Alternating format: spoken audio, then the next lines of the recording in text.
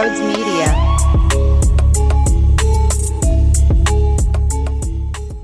How about it, ladies and gentlemen? How about that series, huh?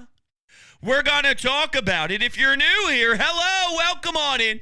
We break down Philly sports every day, very emotionally, by the way. You can hit the subscribe button and the thumbs up button as well. I greatly appreciate all your support. You could take me on the road with you. If you go to Apple Podcast, Spotify, Google Podcast, and search Sports Talk with Broads, I'd be right there. You can hit the follow button. You can leave a 5-star rating and a review. It will mean so much to me. Thank you all so much. And lastly, if you want more Broads Media content in your life, we have Coffee with Broads. That's right, Coffee with Broads, because everybody knows I need more caffeine in my life. Twice a week here, and it's so much fun. Live streamed on YouTube. To get access, you join the memberships. The information is down below in the description. You also get access to our Discord channel. It's been a blast. You guys are all the greatest. And with that being said, it's time for the show. Hope you enjoy it. Here it is. Ew! Ew! Ew, Aaron Nola. Ew. 9 Ks. Otani, useless. Freddie Freeman, big fat 0. Will Smith, rung up. Now, did he get some help from the blue? Maybe. But we've been boned by the blue so many times, it's only a matter of time until we get the luxury of horrendous MLB umpiring. Okay? Ew, Aaron Nola, you dog. He handled adversity.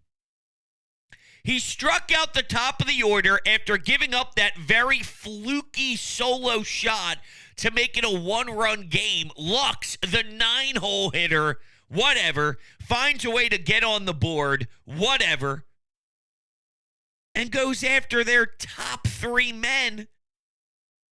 No more damage done. Excellent. How about with the bases loaded? How about the first couple of innings when he didn't have it yet? And then, well, he settled down. And he settled down beautifully. This team hurt my feelings in Atlanta. There's no sugarcoating that. I was pissed to drop a series to a team that I hated. To their credit, they said, Broads, shut up. Broads, relax. We'll be okay. We promise you. So much so that we're about to open up the closet. We're about to get a couple brooms, and we're about to pull a Happy Gilmore, start riding that shit in the fucking locker room and spanking our ass. That sounded weird. But I hope you guys understand the Happy Gilmore sequence I'm talking about, where he's running around the green and he's going nuts. He swept the Dodgers. And remember, there was a time where not a soul thought that they could beat up on good teams because their schedule was super easy to start the year. And the Phillies are 23-13, which is a .639 win percentage against teams with winning records. And that's the best winning percentage in Major League Baseball against teams with winning records. And I think that's important to note because right now, and this is not about the Yankees, but it's just to put this together full circle with how good the Phillies are. The Yankees started off on pace with the Phils. It was them in the American League and us in the National League ripping through squads left and right. But now you're starting to see the Yankees crumble. There's something along the lines of 7-16 in their last few games. It could be even worse than that, honestly. They haven't won a series in over a month. They haven't won back-to-back games in over a month. It's been dreadful. So much so that their their local reporters are trying to figure out why. And one of the things they're looking at is the schedule in the beginning of the year compared to now. And the difference between this team is it doesn't matter if it's the Dodgers. It doesn't matter if it's anybody. Now, unfortunately, it doesn't stop them from dropping a series in Atlanta, but you're not going to win every series. Of course, it had to be that team to beat you, but look, you're not going to win every series. If you respond with the bad series in Atlanta, with coming home and annihilating this team and basically shutting down one of the best top of the lineups the way you did, all right, baby. I'll take it. I'll take it. This team is so hot that you have Johan Rojas talking smack through his interpreter, right? This is courtesy of Corey Simon. Ask Johan Rojas, a key contributor on both sides tonight, what sweeping the Dodgers tells him about this Phillies team. We don't care who's coming. We don't care who we're playing. We're going to beat them. Anyone can come here and they're going to end up losing the games or the series. Same with the goal we have for the World Series. We'll go out and win it. We're hungry to win, and that's what we're here for, and that's what we're going to do. This is Johan Rojas, and the reason why he feels as comfortable making a claim like this is it's the real juice around the entire clubhouse. He thinks that because for the last, 5, 6, 7 months, that's what Rob Thompson has drilled into the clubhouse. That's what Bryce Harper has been talking about. That's what Kyle Schwarber, Trea Turner, Nick Castellanos, Alec Boehm, the whole crew understands that we are built different. And the reason why this is so incredible is not just because they're one win away from being 30 games over 500. 30 games over 500. They are one win away from being 30 games over 500. And I don't think that this team is like Phillies teams in years past where they do something unbelievable like sweep the Dodgers and then they have a bad opponent come into town and they somehow fall flat on their face. One, you're playing in front of this town, this team, this fan base. It ain't happening. And the A's stink. So they're going to win this series. I have no doubt about it. One win away from 30 games over 500. I could sit here for 40 minutes and do a full podcast and just say that sentence over and over again, and there will be butterflies in my stomach in awe. Seriously, 30 games over 500. But it's not just about that. It's pretty cool because something that a lot of this town is discussing now is the connection between us, the fans, and them. And a lot of people rip apart, in baseball specifically, how you just throw money towards big-time free agents and you get an advantage. The Yankees spend all this money. That's why they're getting mocked is look at all the money they spend and they can't get out of their own way and they don't have enough offense and this and that, right? The New York Mets. Part of the reason why the New York Mets fans were so thrilled and enamored with Steve Cohen is why he'd open up the checkbooks and pay everybody, right?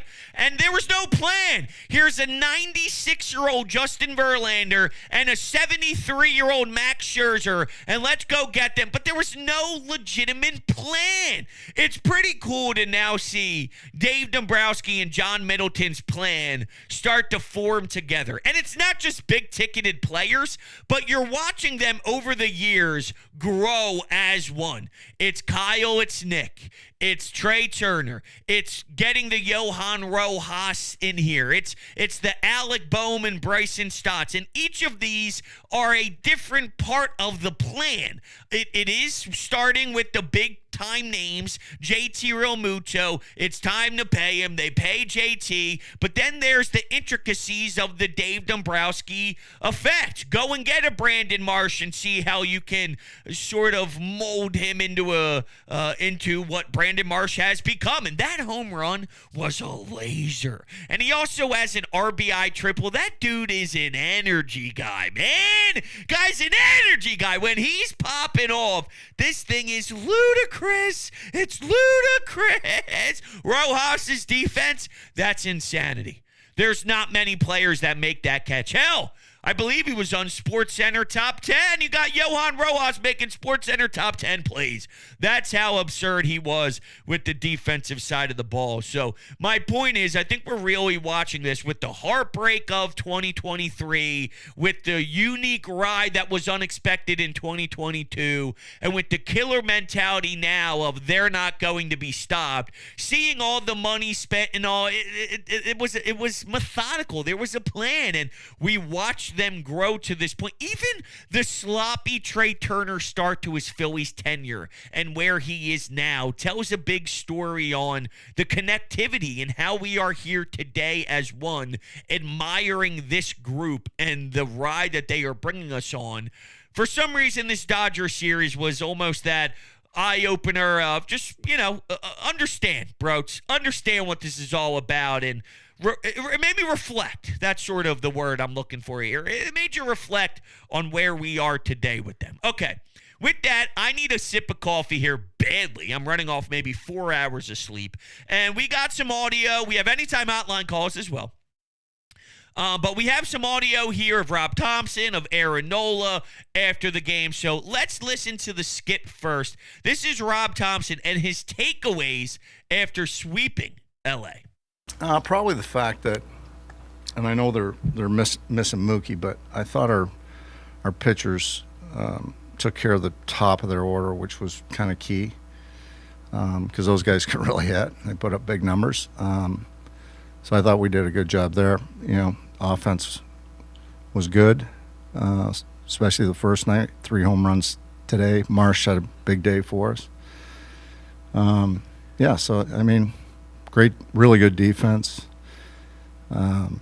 Rojas made a heck of a catch in center field. And Bohm made a great catch down the line. So there's a lot of positives. Yeah, you don't say, Topper. I mean, this guy with the steady hand, I'll tell you what, I'd struggle to be this Phillies team's manager if they want something like that. And say, Broach, what'd you think about this game? This fucking game! Did you see those?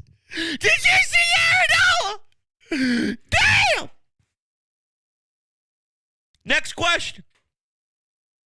I mean, seriously. Oh, wow. Shohei Ohtani. He looked confused. Rips his helmet off. He's walking back to the dugout trying to figure out what happened. I'll tell you what happened, Shohei. Aaron Nola. Aaron Nola happened. There was a mother and a father. They enjoyed their time together. They had some fun. Pop, here comes Knowles, and this dude mowed you down. That's what happened, Shohei. And you know what? I don't think that we've been fair to Nola this season. Not all of us. I think a lot of us has appreciated what he's done since signing the big ticket, returning. There's always drama surrounding him. Reality is, though, that the ERA of Sanchez, the ERA of Ranger, Zach Wheeler being Zach Wheeler, when you see something around 3.50 with his ERA, it's not as flashy. But that doesn't tell the Aaron Nola full story, I don't think. So while I've labeled maybe one of his starts annoying, and I'm like, that's what always stinks about it. There's those home runs and this and that. And look, there's never going to be a game without a home run. You saw it today. Even in or yesterday, I should say. I'm recording this on Friday morning. But even in a game where you think, hey, maybe there won't be a home run, then there's the flukiest home run ever against Aaron Nola. It's written in stone. There's going to be a long ball that happens against him. It is what it is. Limited to the solo shots and move on and let this offense thrive. Essentially is how you have to manage that. But his ERA isn't as flashy as his games have been for the full body of work. I took a call last night, and it was brought up that Aaron Nola was sensational, and it was a good job considering his last 5 starts haven't really been that strong. And I'm going, in what world has his last 5 starts not been that strong? His last 1, 2, 3, 4 starts were all quality starts. 7 innings, 1 earned run. 6 innings, 3 earned runs. 6 innings, 3 earned runs. 6 2/3, 3 earned runs. What's the bar? And then outside of Boston, I mean, I'm not even kidding to you. In his last 1, 2, 3, 4, 5, 6, 7, 8, 9, 10 starts, dating back to May 19th, okay? In his 10 frickin' starts, they're all quality starts except for 1. Think about that. And the way that it was labeled was, we haven't really gotten much out of Aaron Nola in the last 5 starts. What's the bar for him? What's the bar?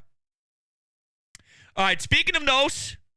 It's a really good crowd these past couple days. A good crowd all season long, and when I came up, it wasn't like that for sure, as you guys know. And what I've been really blessed to go through a rebuild and to where we're at right now. There's been a lot of change. A lot of studs come in and help our team out, and we got a really good team now. And it's been the same pretty much since 2022, and I feel like that's why we're having a really good year. We know how to play with each other. We have good chemistry, and I think that helps out a lot. And we enjoy being around each other. So I think the camaraderie we've built, the team that we've built, is built to win.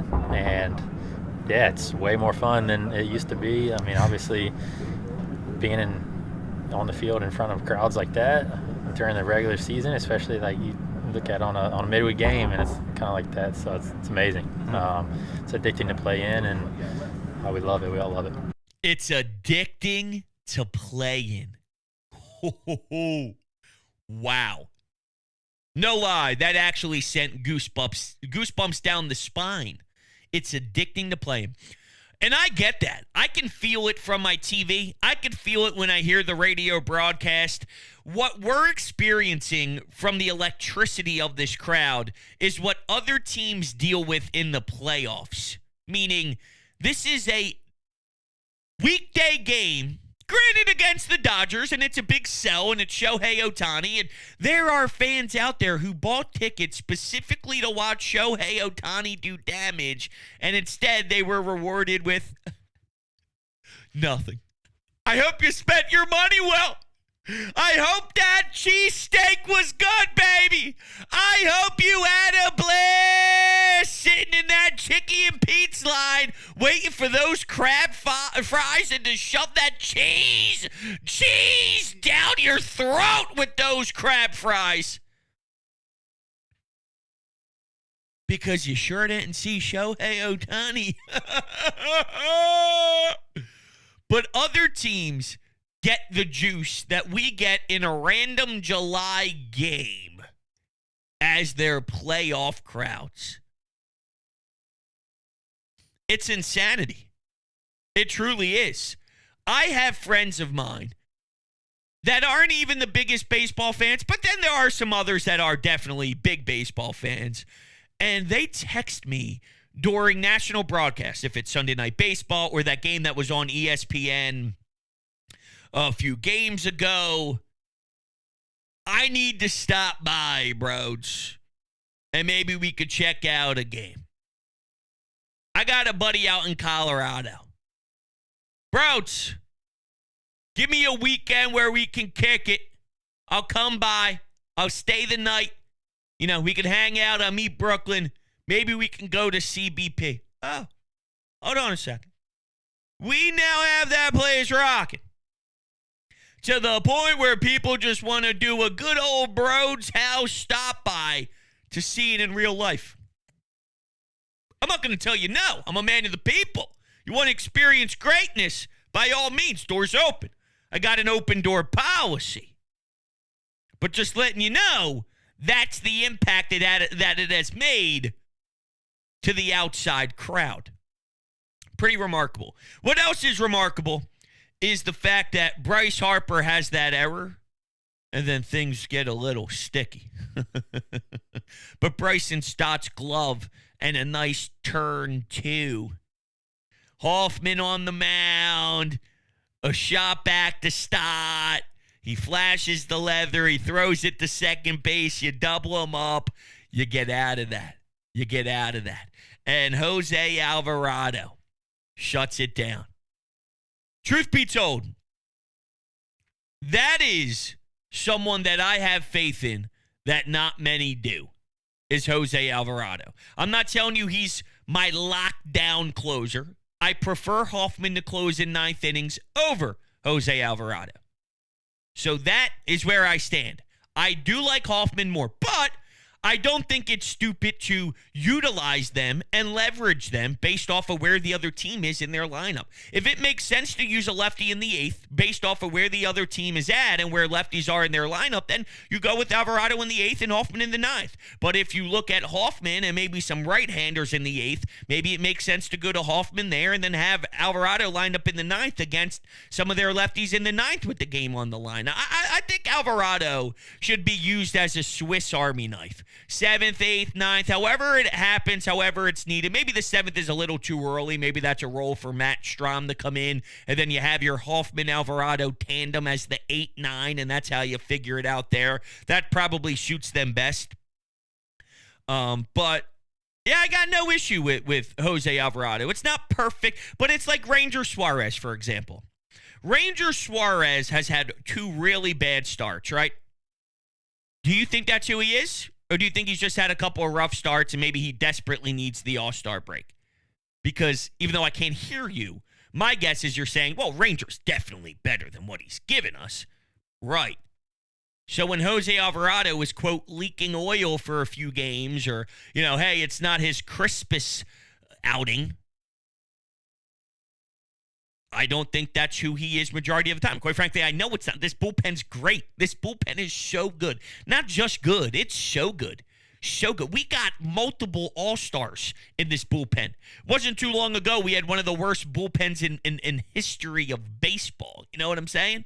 So just keep that in mind. All right. With that, let's go to the Anytime Hotline. All right. I want to hear from the people. Let's do it now. This goes out to that idiot caller from yesterday talking about how Aaron Nola is going to give up 5 runs. What a fucking idiot. But all kidding aside, great rebound from last series against the Braves. The one thing that I noticed from this year compared to last year is how we have so many players picking up the slack where we're just not relying on Harper to carry us to the promised land. Marsh, Turner, Schwarber, Bohm, like everyone's kind of stepping up in their own way. So I think this is the magic formula that's going to take us over the hump this year. Go Phil. Of course, they're a good team. They're a deep team. It could be Rojas' defense, Marsh and his ability to drive in a run with a home run or an RBI double or a triple or you name it, right? Like you name it. It could be anybody. It could be Alec Bohm batting cleanup. And I kind of got into a debate yesterday about this, and this is probably a discussion for another day, but if you are going to make a move at the deadline, and we all anticipate Dave Dombrowski to do so, and let's say hypothetically they land a big bopping right-handed bat, does that right-handed bat automatically go right behind Bryce Harper? Let's say it's Brent Rooker from the A's, and I don't like that as much as everybody else. I mean, you're essentially putting Kyle Schwarber back in the outfield. I mean, he's a bad defender. Bad. It's not good. I like the Luis Robert move more than anything else, but let's say you go with Rooker, and that's a right-handed bat, dude. The guy's hitting around 280. He's got 18 bombs, and he's no joke. The dude could swing it for sure and rip it. But just based off of, forget what you want for a second. I'm trying to put you in the mindset of how Rob thinks. Alec Bohm, while it's not conventional and it's not a conventional cleanup spot, they don't have a conventional leadoff hitter either, right? Here's Kyle Schwarber hitting lefty second deck bombs. That's not your traditional leadoff hitter. They don't do things traditional anymore. Alec Boehm is at the top in this league, in the National League, of knocking in runs right behind what TREA has done, right behind what Bryce has done. It's been a formula for this team. Does he want to mess with that? Does he want to mess with that? Would it make more sense to maybe put that bat that you acquire at the deadline that can bop maybe 5? Now, I don't know. Look, you can talk me into, you want to get a right-handed stick behind Bryce that can mash a little bit more with the power than Boehm. I understand. But I'm saying with how Rob Thompson handles things. I'll say it again. I've said it a million times. This is the same guy that has plugged in Nick Castellanos every single day, regardless of the outcome. Well, Alec Boehm has actually done his job and provided it at a very high clip. If you're going to allow someone like Nick to go out every day because that's the team and that's the identity and that's the brand of the squad, don't you think Alec Boehm hitting cleanup this year is part of this team's brand? I'm just saying, maybe. I don't know. I don't know. I'm just telling you, I wouldn't be against it. That's all. I wouldn't be against it. But you're so right about what this team is. You're labeling a deep team with a lot of different threats, and that's what makes you scary. It could be anybody on any given day. I will say it again. Whit Merrifield in Game 2 of this series won you that game. With his defense in the 8th, throwing out Rojas at second base. And Miguel Rojas is a known Miami Marlins killer, or Phillies killer with the Miami Marlins. You get him out at second base. Great tag applied by Bryson Stott. He had an RBI. He had a triple in there. It was a one-run game. Dude, Whit Merrifield was massive in that one. Granted, the getting to third base happened because they lost the sight of the ball in center field, but whatever. It counted. And it was a one-run game, and you won by 1 run. It was important. So Whit Merrifield even had a big win this series in a 1-run game. Let's go back to the phones. Bros, Dylan calling in, dude. Sweep, let's go, baby. Let's go. Yo, MLB best 629 winning percentage against winning teams. So enough of this. We don't beat good teams. We are the best team in the league, and we play like the best team in the league. I'm over it. Conversation's done. That's it. And to the clown who called in yesterday saying Nola was going to give up, I don't know, what did he say, 4 runs? Dude, he barely gave up 4 hits. Come on, man. Come on. We got to believe in this team. They're playing crazy. Let's go, guys. Get on board. Hell yeah. I agree, man. I don't get it. I don't understand how prior to the game you just say, Aaron Nola's getting shit. For what reason? I mean, Aaron Nola deserves criticism here and there for sure. He's not above criticism by any means. If you want to say you're worried about his inability to keep the ball in the ballpark, look, fair criticism. Right now, you may think that he's so good in other areas that he can make up for it. He can still give you quality starts. He gives your team a good spot to win a baseball game. All that stuff is true. But there's fair criticism. To walk in after this team's been playing great ball and earning the first 2 wins in this series and just take shots at him for no reason at all, I think that that's absolutely absurd. There's no reason for it. So right now, we actually have 2 Aaron Nola haters that consistently call the Anytime Hotline. I believe they both called in, too. I'm just basing it off of the phone numbers. Oh, I know them. Trust me. I know them. Should we play them? All right, here's the caller that called in yesterday about Nola's going to get annihilated. All right, bros. I'll give Nola his flowers this time. He earned it. Great outing, great win, great sweep. Let's go Phillies. Let's keep the foot on the gas going through the Oakland Athletics these last 3 games into the break, and let's watch Alec Boehm win a home run derby. All right, go Phils. All right, now here's my response to that. Not eating enough crow. You can't just walk by and like, all right, I'll give Nola his flowers this time. What do you mean? I just gave you 10 games, and he gives you 9 quality starts. Some of those 7 innings, 1 earned run, like dominance. I think you got to give way more love to Aaron Nola than that. You can't just walk by it and go, all right, look, Nola did well. We got to beat the ace. No, you didn't spend enough time. I'm disappointed. If you're going to bring the heat, and you brought it. I mean, you said essentially this guy is going to wet his pants. He's going to soil himself. You said he's going to wet himself. And then he goes out and dominates one of the best top of the lineups in the game. Shohei Ohtani's probably one of the best hitters ever. Freddie Freeman is a dude. Like, he's a dude. Will Smith is no joke. He went out there, carved them up. And you can't say, I'll give him his flowers and let's go beat the A's. I need more. So that's the second Aaron Nola hater. But there is an OG Aaron Nola hater. Let me find his phone number here to see his take on things.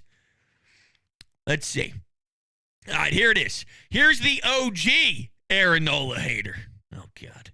Rhodes, I hope you use this. It's about Aaron Nola. You know I'm the Aaron Nola hater, and I will tell you straight up, I don't care what anybody says. Don't steal my shtick, okay? I'm the Aaron Nola hater. There's a reason why I hate him. I put $200 on him to win the Cy Young in 2020, and he didn't win it, and I lost that money. What? Wow, hold on. What?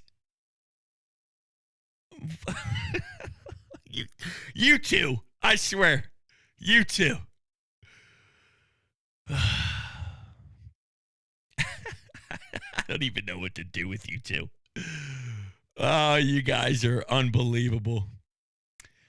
All right. That's going to do it here. I appreciate you guys to death. I love you so much. Thank you all for the crazy and wild support, and I'll catch you on the next one.